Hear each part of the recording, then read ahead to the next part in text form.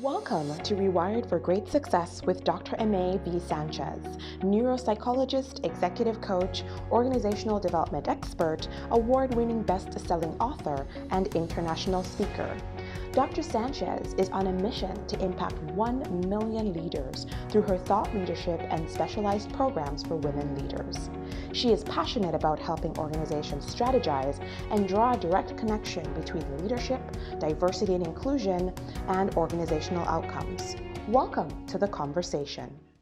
Nazarali, business consultant, coach, and strategist. And I asked Jessica today to talk to us about the dream of taking charge of your career and leading on your own terms. She's also going to talk about how important it is for women leaders to have business acumen as they seek to advance in leadership and in business. So, for all you dreamers out there that are feeling stuck in your current job, career, or situation, Jessica has an inspiring story about how she broke free to achieve her dreams and now has gained the ability to inspire and impact the life of so many others, me being one of them. So Jessica, I just want to thank you again for being here today. Well, thank you so much. I mean, that was such an amazing intro. I think I should get used to do all my intros if I'm doing an interview. Thank you. You're welcome. I'm really honored to be here. I'm excited. It's such an honor to have you here. Jessica and I became acquainted a few years ago as business associates, and it was clear to me just right off the bat that she was the real deal. And she has led, in my opinion, with such an impeccable humility and strength that I personally admire. So it is just like so cool to have you here today. So I want to tell the listeners just a little bit about you, if that's okay. Please. Okay. So in the last 9 years or so, she's built a multi-million-dollar business on her own terms while doing things like jet setting between two different worlds, living in Sydney, living in Bali, doing everything, just being everywhere. And as a result of that, living and leading boldly, she's been able to help so many women reach their own success. And so what I kind of did was a little bit of research on you, Jessica, to find out kind of what preceded this multi-million-dollar explosion. And what I found was that in 2011, I think it was, right? That you were leading a much different life. So can you share with us a little bit about that, what was going on then? Yes, most definitely. So in 2011, well, I should probably go back to 2009. Okay. So in 2009, I have recently gotten engaged to my boyfriend, and I was really excited at the time. Obviously, just gotten engaged, just came back from an amazing trip overseas. But I remember I came back to my corporate job. I was working in basically IT sales. So I was selling software to, Fortune 500 companies like Ford and Cisco. And for somebody in their early 20s, I was getting to connect with and have conversations with like HR directors and like people like very senior. So in terms of a career, it was good in so many ways. Like I was learning so much. I had a great salary and I had a really good commission scheme. I got along with my boss. I actually was just speaking to him the other day because he's considering basically hiring my services for the company again, which is kind of cool and a whole other story. But we had a really good relationship. I enjoyed my colleagues. So working with my colleagues. So from the outside looking in, it was like, well, what do you have to be complaining about? Like, you have a good job, you're engaged, you just had an incredible holiday. But what it really came down to was me going, okay, this isn't really what I want to be doing. Like, yes, I am learning a lot of things. I am growing, but did I want to be my boss in 10 years? And I knew I didn't want to be. So I thought, okay, well, why am I in a position where I don't want to be my boss? Like that just didn't make sense to me. And if I looked at other people within the company in the higher positions, I didn't want those positions either. So it made me go, okay, something seems to be a little bit off here. So what I did while I was still in my corporate job is my fiance, now husband at the time, and we created an online health food store. And at the same time, I created a health and wellness blog. So there were two different websites. And that was really my initiation into entrepreneurship. And so we basically grew up the online store, and I grew up my health and wellness blog. And it grew to such a stage that within about an 18-month period, it made sense for me to leave my job, because I was going, okay, wow, my business is making between 5 to 8K per month. And this is when I was working. By the time I quit my job, I had scaled back at work, so I wasn't working full time. I was working 3 days a week. But I thought, wow, if I'm doing so well now, imagine if I had an additional 3 days a week to be working on this. Yeah, so that's how it kind of all started. And then my business has evolved to what it is today, and we sold the online health food store. And I'm still really passionate about health and wellness, but I realized what I was really passionate about was helping other women succeed and create life on their own terms, and to create businesses and careers on their own terms. And so it was from, having my starter business and having success there, people started asking me, well, how can I have the same type of result? And so that's really how I got into what I'm doing today. Yeah, I bet they did.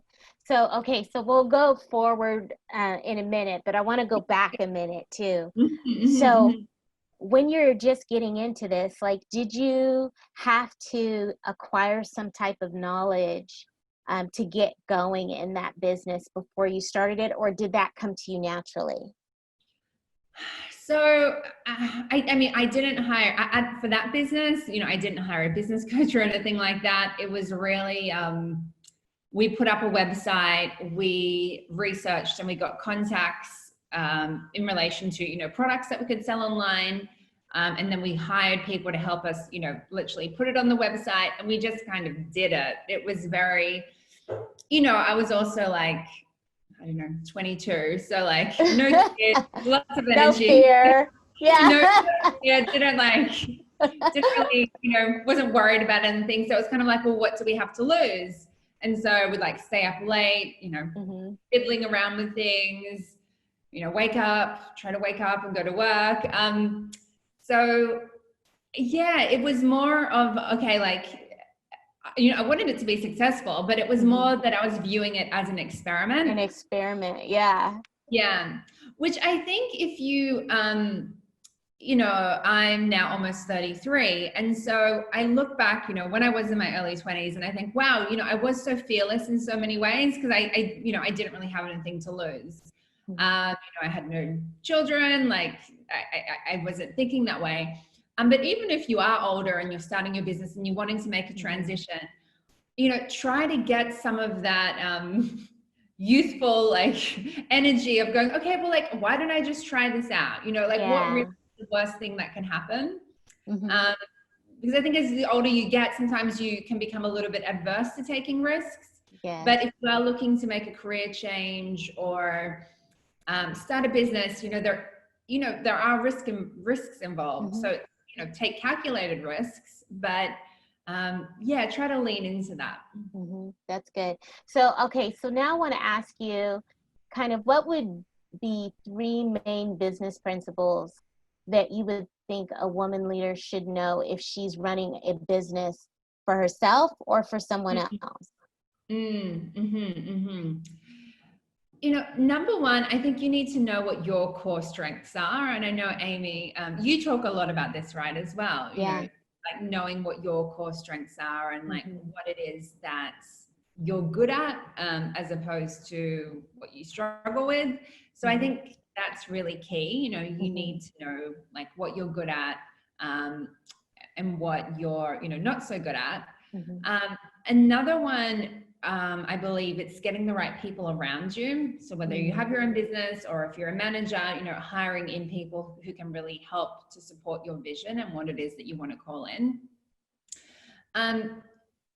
And I would say number three, like really look at like what your priorities are and can you delegate things off your plate that aren't your area of expertise? Because you can have a great team. And I know you're a firm believer in this as well, right? Yes, it was a hard lesson, but yes. Yeah. You can have a great team, and I have a really good team at the moment, but it was just a couple of months ago. And I remember I was looking at like everything I had going on, and I was like, why am I doing this? Like, why haven't I given it to someone else? So you can have a great team, but you can still be doing things that aren't really in your zone of genius and Right. should go to someone else.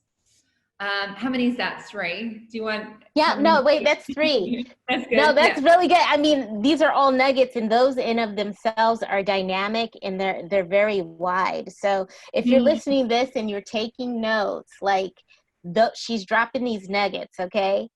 But I do want to ask you this too, Jess. Okay, so it's kind of a parlay into that question about why do you think that developing business acumen is so important for women leaders that have a desire for more responsibility and to lead more powerfully? So kind of related to that one, but not so much. Yeah. Sure. Well, I think no matter what function you have, whether you have your own business or whether you have, an executive position within a larger organization, or, maybe you're just starting out in business, but you want to, in your career, but you want to progress.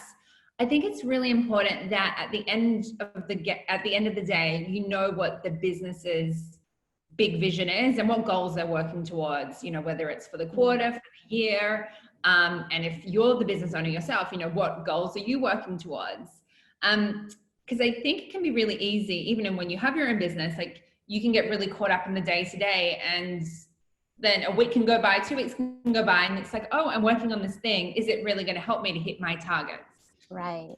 And the same thing, say if you are, I don't know, a HR leader, the work that you do, isn't directly revenue generating. I think that's correct. Like in HR, it's not directly revenue generating. However, I think it's really important that you still know what are the metrics and numbers that the business is working towards revenue generation wise.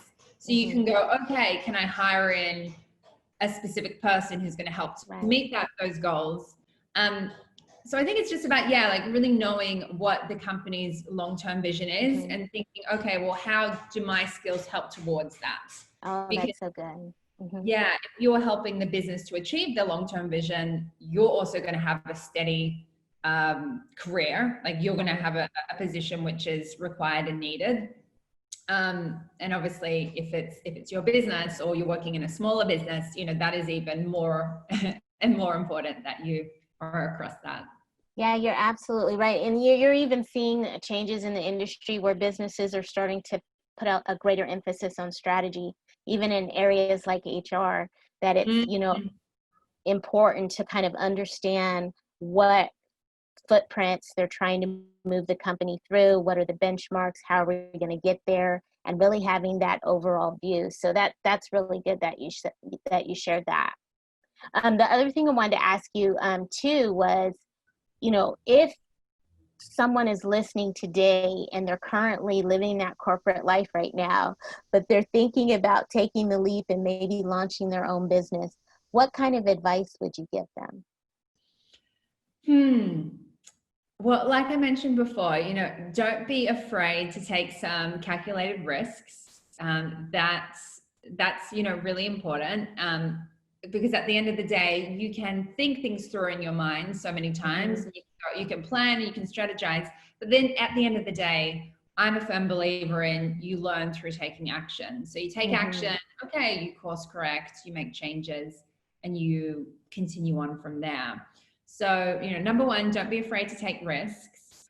Number two, seek out the help from someone who can help you to get things going, to help you to generate leads or support you through the process. And that type of support, it's going to depend on wherever they're at in their business. Say for someone like, yourself, the clients that you work with, like you're helping them through, really helping them to get clear on what it is they want and navigate through that transition.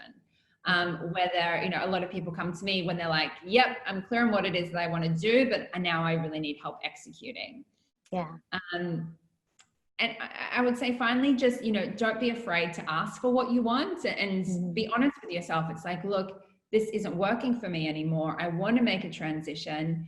And give yourself permission to explore it. I think that's, so often women don't give themselves permission to really go after what it is that they want. And I just think that's such a shame, because we have one life. And if you're doing something with your career that's not very fulfilling, I mean, how many hours per year do you spend in your career? Like, you spend a lot of time. Yeah. So I just think it's so sad if it's not something that you really enjoy, and you owe it to yourself to at least explore other opportunities. No, I agree. And, I used to think that was kind of cliche, but after having had the experience myself of being a corporate dropout, I really am so glad I did. It was fear that kept me stuck. And I'm not advocating for everyone to go out there and start your own business if that's not your thing. But I do believe that if you do support yourself with the right types of people around you, that you'll have a better chance of being successful when you do make that decision to venture into entrepreneurship. So I know that you guys are listening and you're wondering, well, what is it that she's doing now? Like, what is this company that she's able to touch all these people's lives? So I'm going to do a little bit of a shift and allow Jess to share with us what it is that she's doing now. Yes, thank you. So right now I have two different sides to my business. I have one side which is focusing on LinkedIn marketing and lead generation. And so essentially what we do is we help businesses, small to medium businesses, even some larger businesses, to generate leads using LinkedIn. So that side of the business is running, my involvement at the moment is quite minimum, which is great. It's kind of gotten to the stage where I have some really good managers in place who are really taking care of that. And then the other side of the business is the coaching and consulting angle. So that's where I work with clients one-on-one and really nail down the strategy of, okay, what is it that you're looking to create? What is it that you're looking to launch? I work with a lot of coaches, consultants, service-based business owners. And usually within the one-on-one, not always, but a lot of the time, we then do all the marketing for them as well. So not only are they coaching and working with me one-on-one, but then my team goes ahead and implements all the marketing for them. So it could be LinkedIn, but it could be, Facebook ads as well, content marketing, branding. We do websites as well if people don't have a website. So it's really absolutely everything that a business owner would need to either completely launch the business from scratch or launch a new product. Okay. Yeah. So you have some real foundational pieces there that can help people take their message to whoever it is that they're trying to meet. Are there any specific industries that you're seeing come through your business that are doing quite well, or that you just seem to see a lot of?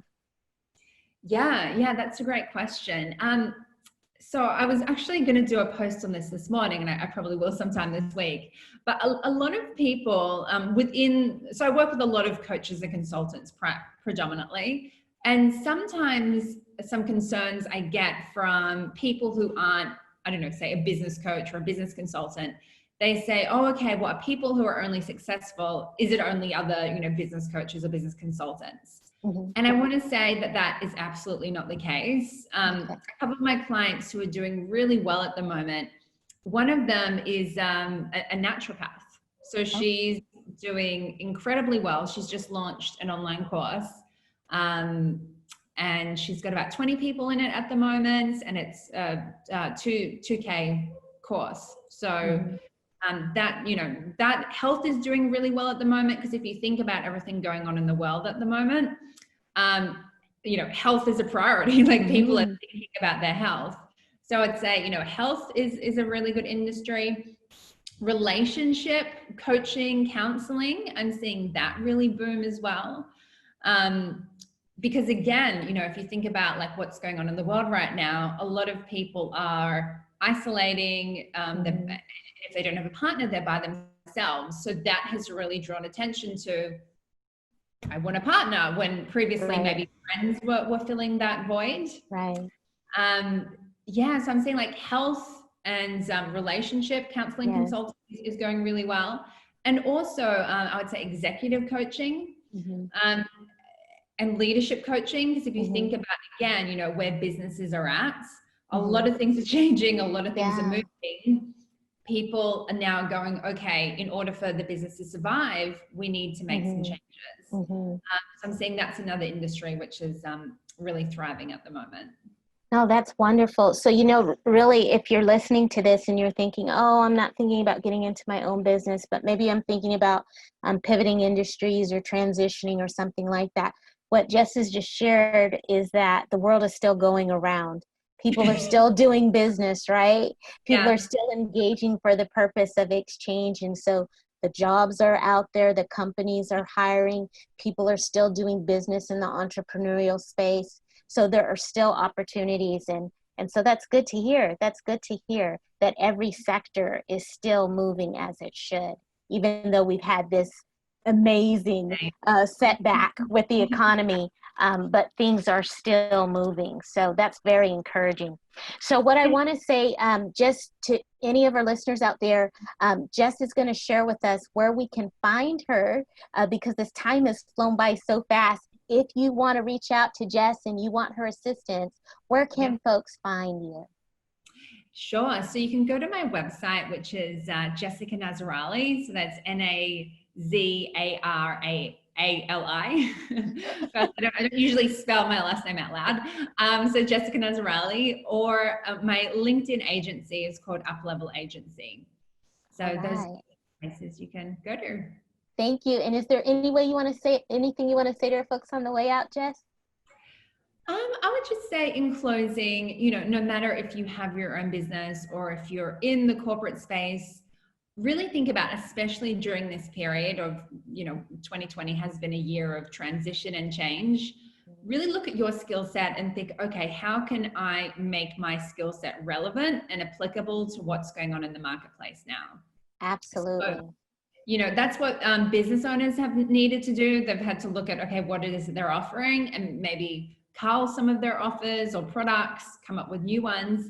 And as an employee or as an executive within an organization, you need to do the same thing. So really look at, okay, what is it that I have to offer and how can I pivot it and make it relevant to what's going on in the world right now? That's a great point. If you've been furloughed or you've been laid off or any of those things, or you're just thinking about pivoting or transitioning, think about packaging your brilliance. What is your superpower? What is the thing that adds value to any industry or any organization? And then think about how you can leverage that. So thank you so much for being here, Jess. This was an amazing time. This was so good. Thank you so much. I appreciate it. Thank you. Okay, well, my name is Dr. Sanchez, and I will see you guys next time. Have a great one. Bye. Thank you for joining the conversation. Remember to subscribe, share, and join us next time.